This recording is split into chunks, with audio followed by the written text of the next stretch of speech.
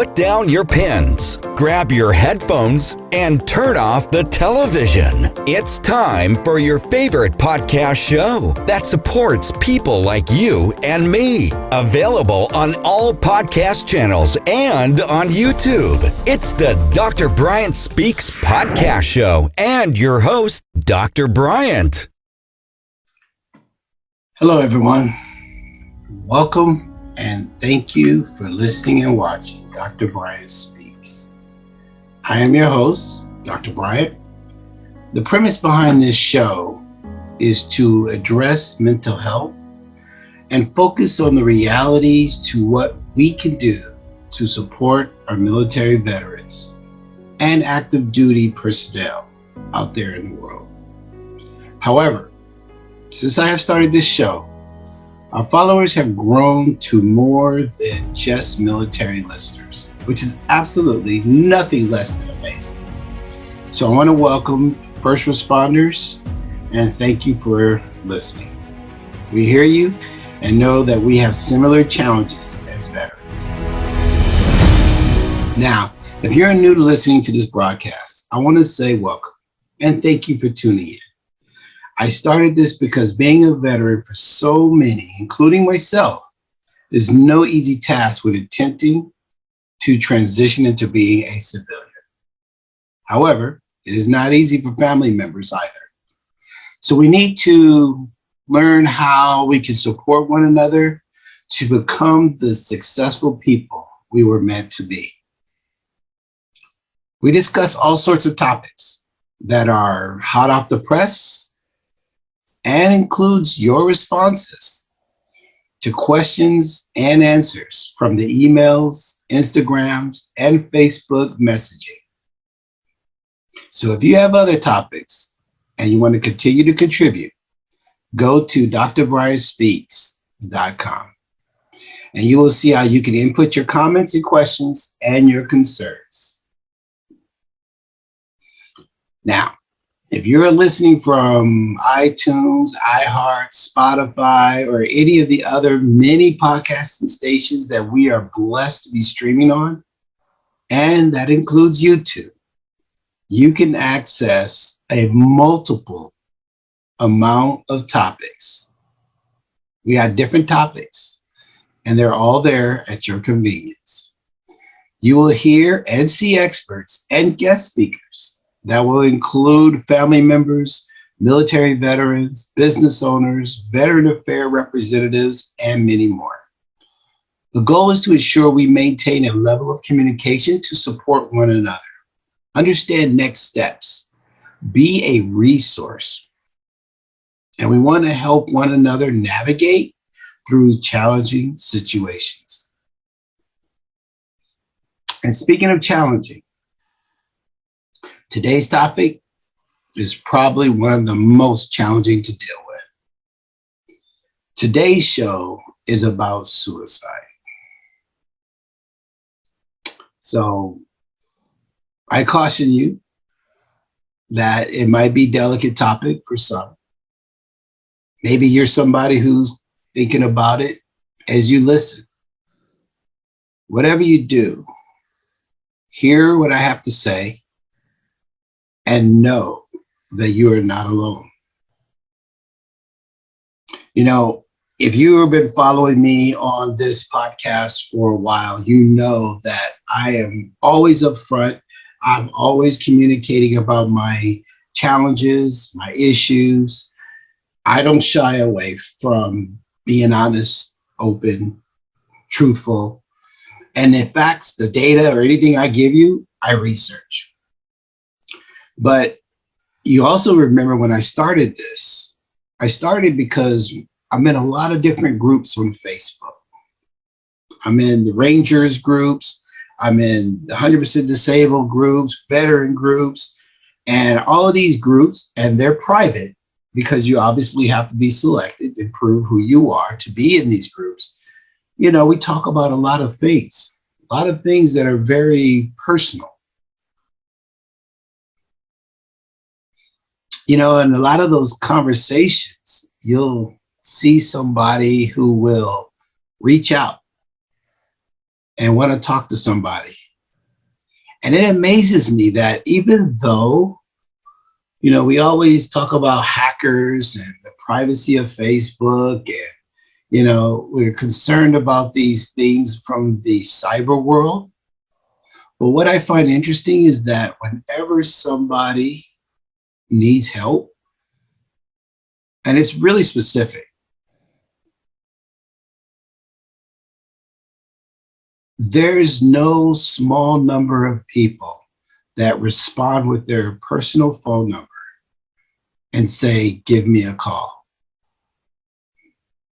I am always impressed by that. And I guess that's why I continue to be a part of those groups. Sometimes it can be a little redundant. I can't imagine how many times I have read the same thing about, oh, I just got my 100%. What do I do next? I think I've seen that many, many times. Or, can I get SSDI, Social Security Disability? Or my VSO is not responding. Or should I hire a lawyer to get, we see the repetitiveness, absolutely. But there's a reason and a purpose. But with the good, there's also the bad. And that's when you read and you hear about somebody reporting on losing a friend. And that where it hurts. I think I read that probably about maybe once a week. And that's just, and I'm not on Facebook like literally 24/7. So there's probably others that have slipped by me. But I hear about somebody reporting about a friend, a fellow veteran, that decided to do something that's irreversible.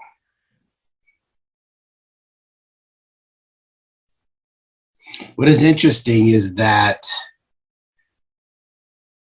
I was told that if I kept reading things like this, it would give me ideas or make me sad. No. I mean, yeah, it makes me sad, but I'm not sure that it would actually influence me any more than I already feel. And then you have those that say the concept of suicide is considered to be done by someone who is weak. And again, I disagree. Not that long ago, I did a show where I actually talked to parents of somebody who committed suicide. And on the show, I talked about that individual and his decision. And I'll say that again, that even right now, I feel like that was more of an act of bravery. The premeditation, the information he left, his communication, his purpose, that wasn't done based on fear. He had a mission. And as a soldier, he carried out what he felt was his mission to improve things. So you can argue with me, and I'm sure we can go back and forth, but I think what I'm just trying to say is I don't like the concept of fear or weakness or whatever to blanket the term suicide. That's not what that's what I'm trying to describe. I think there's so many different elements that we cannot just assume that everybody is the same reason behind it. But let's talk more about the elements of suicide later in the show. But for now, I want to talk about some data. I do my homework, I do my research, and in this particular show, I was able to get everything I needed from the United States Department of Veteran Affairs. They're one of the leading sources of information when it comes to veterans, specifically mental health. So, and you can all go and check mentalhealth.va.gov. You can go look it up. That's where I got my information from. And they have the most current information of 2020. So everything I'm going to give you, I got from there, and they have, references, they have footnotes, they have all sorts of details. And I was actually quite impressed when usually I will go and pull data and information from all over, but the VA did an excellent job. And I think their standards have definitely improved. And I'll talk more about that too. But, you know, they broke it down. I mean, the mental health aspect obviously has become very important to them. Now, I'm not going to go into details of every single category because there are many. I mean, think about it. There's so many elements to what a person could struggle with. You know, I talked about how when I used to work in healthcare and I worked at the hospitals, and I would, you know, I have a few doctor friends before I left. And, doctors they're very interesting people. And especially the neurologists, because they feel like there's always something to learn. And their fascination, you should see it when they talk. And I support that because it is fascinating, because the brain is an interesting thing. I mean, besides how it's connected to everything in your body, it's the fact that we're still learning. So yet we're talking about mental health and we're trying to, I'm not going to say we're trying to box it in, but we're definitely trying to get a handle on this, right? Because it's a necessity for us to survive. So VA is doing the best they can, and they're providing data and they're doing their homework and they're giving that information back. So when they break it down with different categories, I mean, we're talking about sexual, trauma, depression, race, gender. I mean, trust me when I tell you, it's a lot more categories than that. In fact, I was actually impressed that they actually included COVID-19 statistics. So that kind of tells you that they're definitely doing their homework and how recent this information is. But the information is not good.